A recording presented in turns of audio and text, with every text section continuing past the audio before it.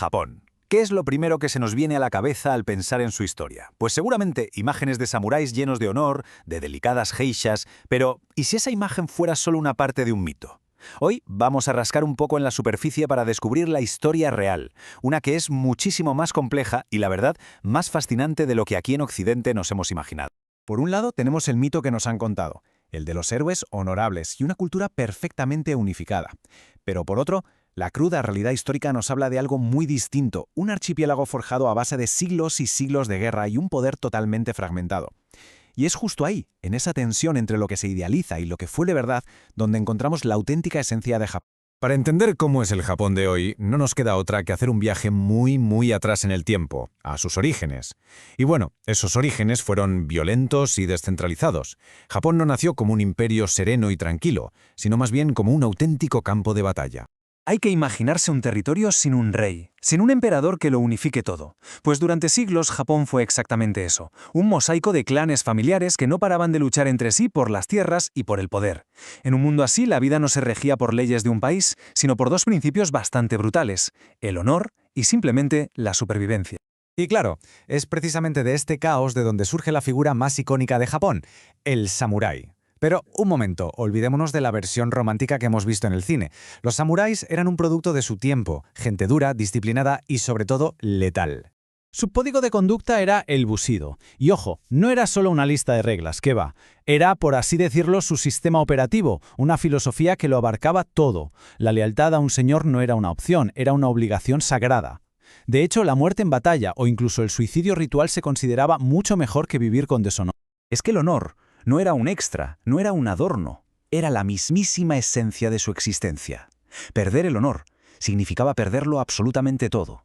Cada acción, cada decisión que tomaban, estaba medida y calibrada en función de este principio que era absoluto. Vale, con una clase guerrera tan poderosa es inevitable que surja una pregunta clave. ¿Quién gobernaba realmente Japón? Pues la respuesta es más compleja de lo que parece y nos desvela una estructura de poder que es única en el mundo. El sistema de gobierno era peculiar, cuanto menos. Por un lado estaba el emperador, que era visto como un descendiente de los dioses, una figura sagrada, sí, pero sin poder político real. Y por otro lado teníamos al shogun, el comandante militar supremo que tenía el poder de verdad, el que controlaba el ejército y toda la administración. Era, vamos, un gobierno con dos cabezas, una divina y simbólica y otra terrenal y con mano de hierro.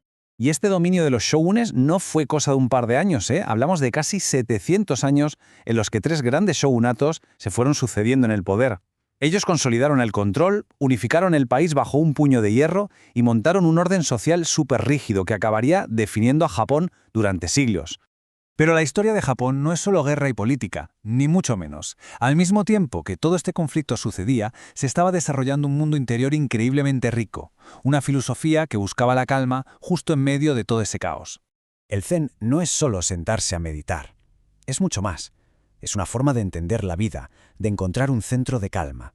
Y tuvo una influencia brutal en todo, desde las artes marciales hasta la jardinería.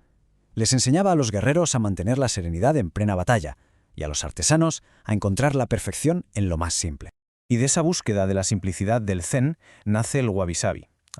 Mientras que en Occidente siempre hemos buscado la simetría, la perfección ideal, en Japón se aprendió a encontrar la belleza en una taza de té que se ha agrietado o en el musgo que crece sobre una roca. Es una aceptación muy profunda de que nada dura, nada está terminado y sobre todo nada es perfecto. Y esa conciencia de que nada dura nos lleva a otra idea fundamental, el mono no aware. Es esa sensación un poco agridulce, melancólica, que se siente al ver los cerezos en flor, sabiendo que su belleza va a durar apenas unos días. No es tristeza, ¿eh? Es más bien una apreciación serena y muy profunda de lo fugaz, un pilar de la sensibilidad japonesa.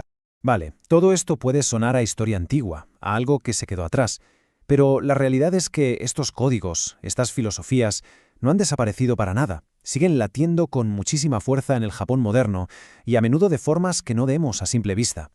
Por ejemplo, esa búsqueda de la perfección en el trabajo que es casi un deber sagrado para ellos es un eco directísimo del Bushido.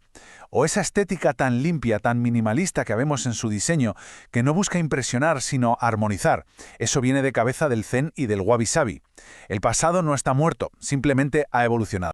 Por lo tanto, reducir Japón a su tecnología y al anime es quedarse en la superficie, es perderse lo esencial. Su verdadera identidad está en este profundo continente filosófico, uno que se forjó a lo largo de siglos de conflicto, de disciplina y de una búsqueda constante de la belleza en el silencio y en la imperfección.